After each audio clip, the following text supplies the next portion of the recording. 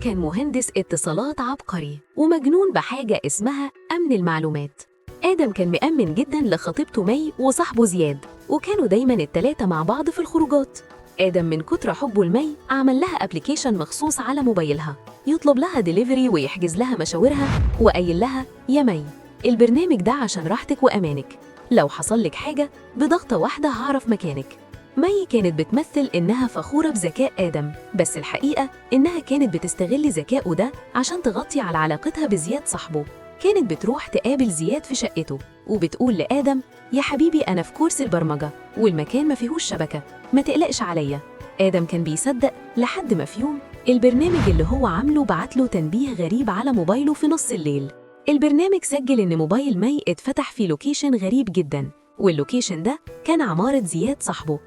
آدم ما كانش عاوز يصدق وفتح المايك بتاع الابليكيشن من بعيد بما إنه هو اللي مبرمجه للأمان، وسمع الصدمة اللي ما كانتش تخطر على بال بشر. سمع زياد وهو بيقول لمي آدم المغفل ده فاكر إنه عبقري وهو اللي مصمم لنا البرنامج اللي بيخلينا نتقابل من غير ما حد يشك، ده حتى بعتلي كود الخصم بتاع أوبر عشان أجيبك لحد عندي بفلوسه.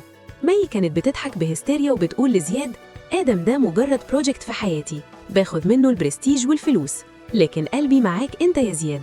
هو فاكر ان التكنولوجيا هتحميه، مش عارف انها هي اللي بتفضحنا. آدم الدم غلي في عروقه، بس ما كانش هيواجههم بالخناق.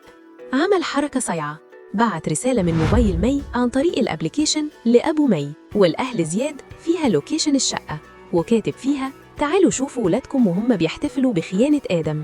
الكل راح وكبس عليهم في الشقة، وآدم واقف قدام الباب وفتح السيستم بتاع الشقة بما إنه هو اللي كان مركب لزياد نظام البيت الذكي، وقفل عليهم النور والمية وشغل إنذار الحريق.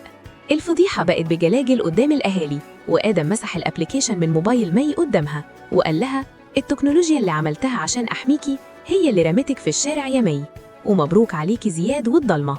ودي كانت حكاية من حكايات مايا اللي بتعرفنا إن اللي يفتكر إنه أذكى من اللي قدامه ممكن يقع في شر أعماله بضغطة زرار، وإن القلوب الخاينة ريحتها بتطلع مهما تستخبت ورا الشاشات.